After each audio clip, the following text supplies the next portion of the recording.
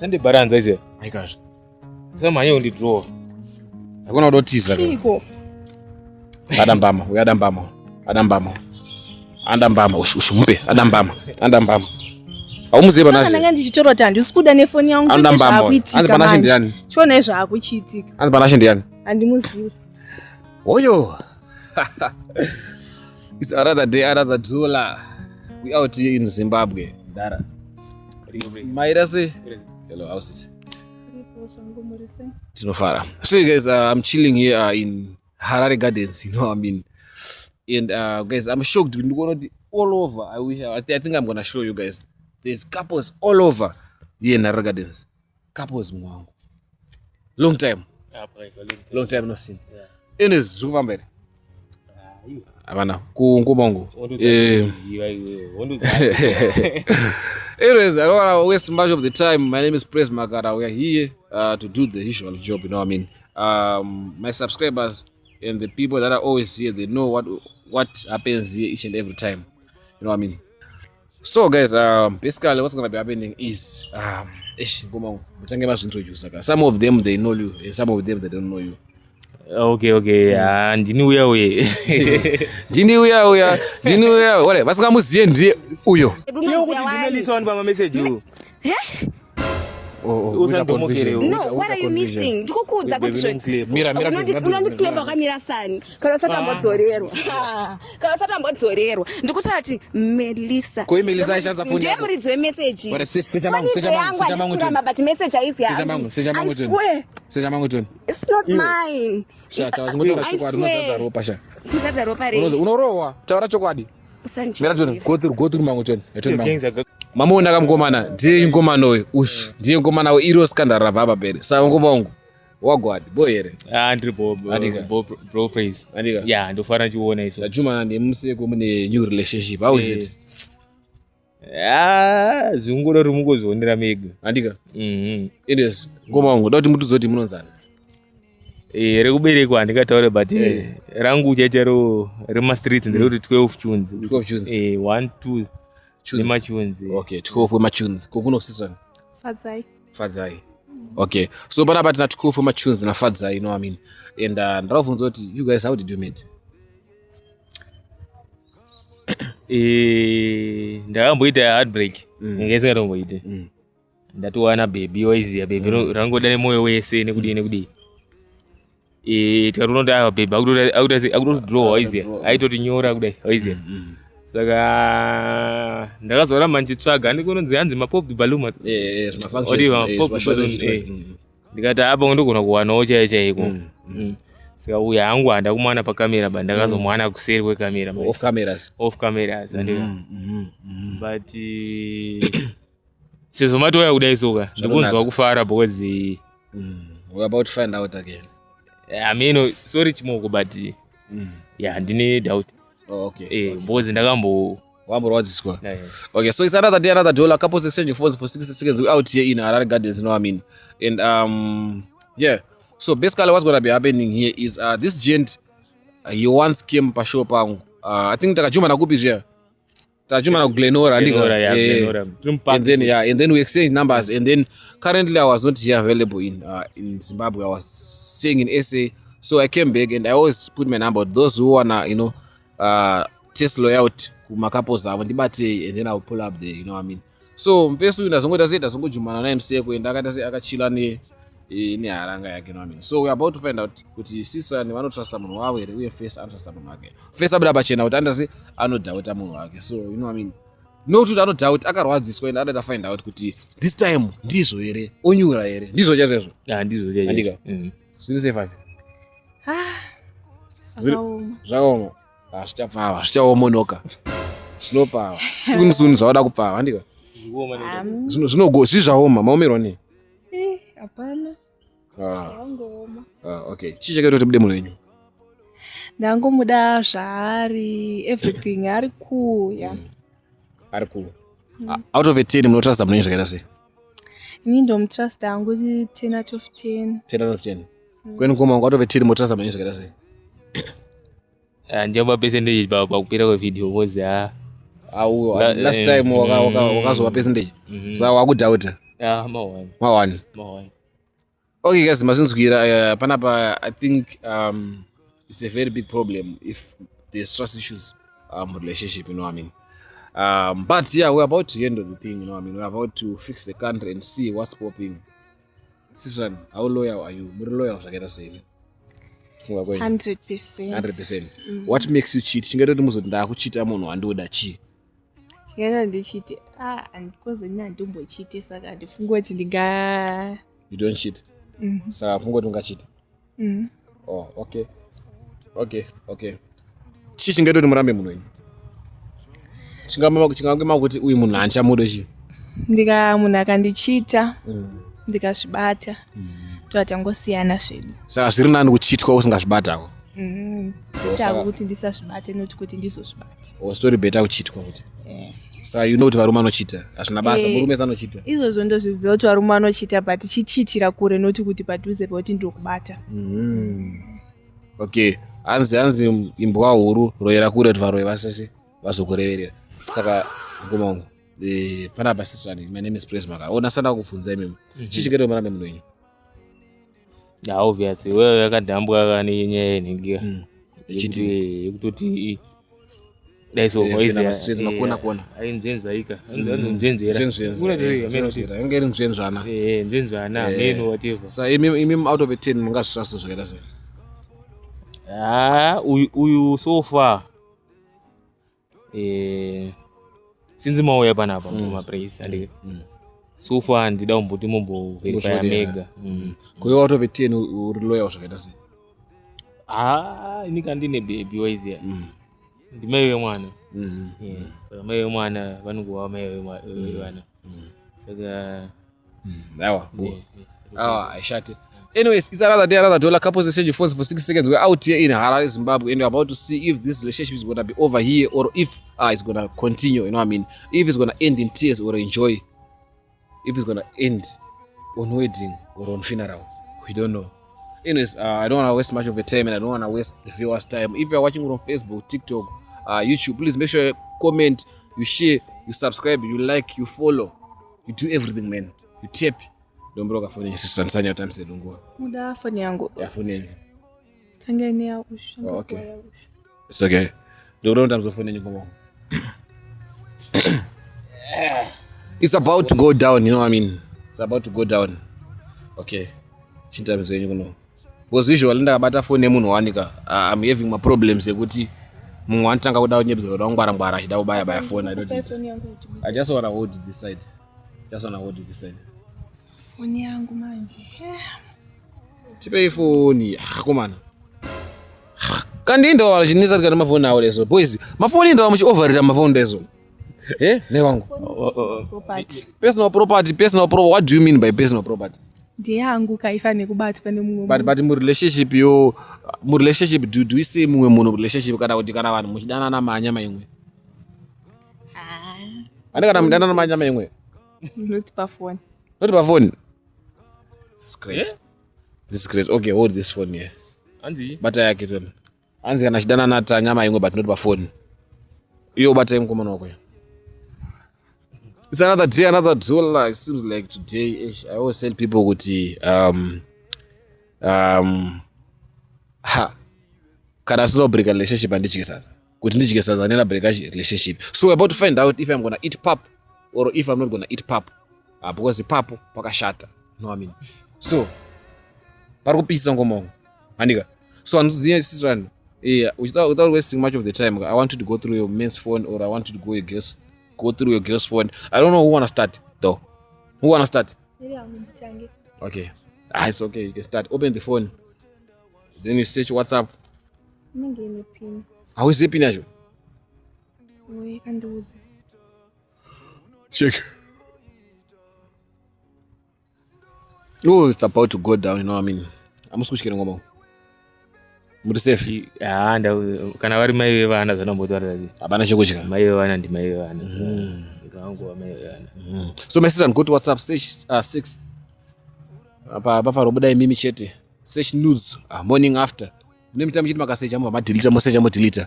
Morning after news 6 pregnant. Come outside. know what I mean? I'm here. Thanks, baby. I enjoyed a lot. Every romantic stuff, you know what I mean? In drive. Meitra in drive, and I'm going to Chimoko.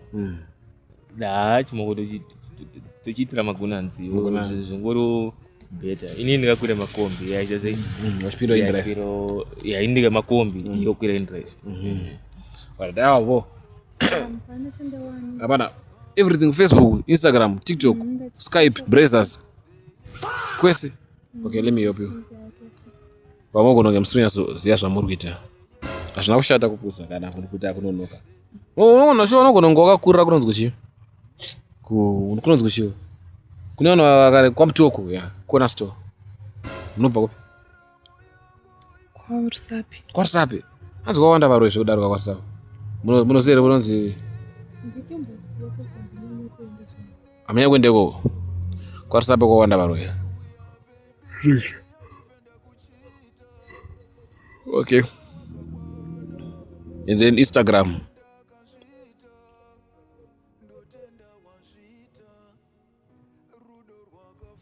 Okay. You know on the phone because it seems like I'm not sure I wonder what shame. Seems like we don't have a lot of stuff. Teaching Facebook. There is one login.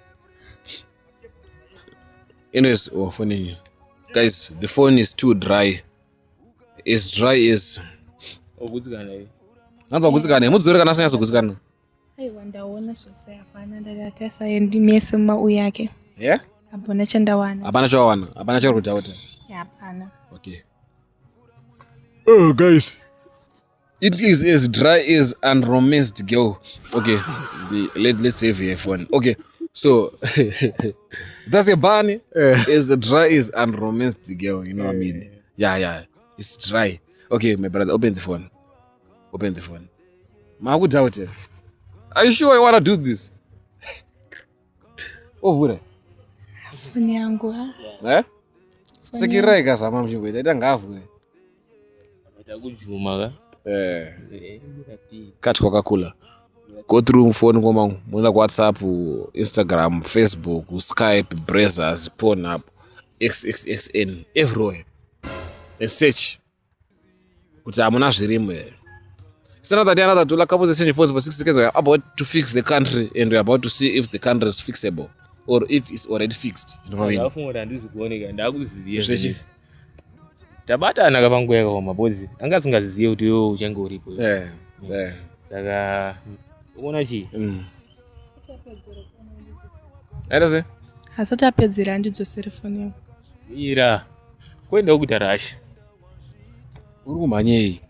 We are not Ethiopia. We are not Ethiopia. We are not behind the time. Ethiopia are really behind the time and the years. Why are you rushing? We don't have anything, my sister.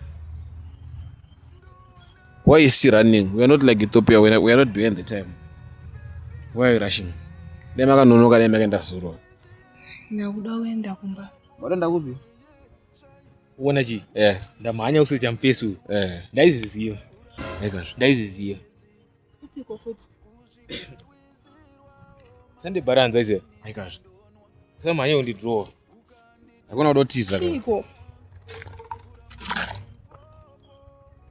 Facebook. Au mayo draw. Una mfesu ndiye mzio. Temona pop the balloon go one right. What sangana ndika. Ndida nani ku pop the balloon. Ndaiziziwa. Unoro waka hakuna udoramba. Ndio munhu ndamanya kusecha yeye. Ngoito mziya. Gare pasi. Polisi ngazoya. Aiwa. Ndinongotaura naye. Yo gare pasi unoro unongotaura naye utaseka. Wana shamwari. Gara pasa. Polisi nozoya muno mena draw attention yevana vakazongana. Ngagare pasi oni. Iyo, mfeso chichukitika. Una mbebo ya utonyora. Sandachaura yaje. Ra draw. Ndachoziziwa. Chi. Kuti uyu andisikuziziwa sneaky behind uyu. Msiye marathon. Asuda violence muno. Tosungwa. Gara pasi ngoma tosungwa. Newangu. Chi. Handisi kutombozwa zvamufeso ari kutora nezvake. Feso ari kutora nezvake handisikuziwe. Anonzani feso? Anonzani. Urumitsa munhu here. Usati utamisa time yedu. Kaindosiyawo ngoforo. Ndotorwa pasi. Ndobaya. Ziva zvaari kutaura. Pana chamuziye here. Phone mako. Timuziwe ndeukupiya. Unoda kuziva pana chari phone mako zeko. setenge mnakamwa homemade zumba nokuzvinzwa. Pamwe ndinongomuziva but noti zvaari kufungira.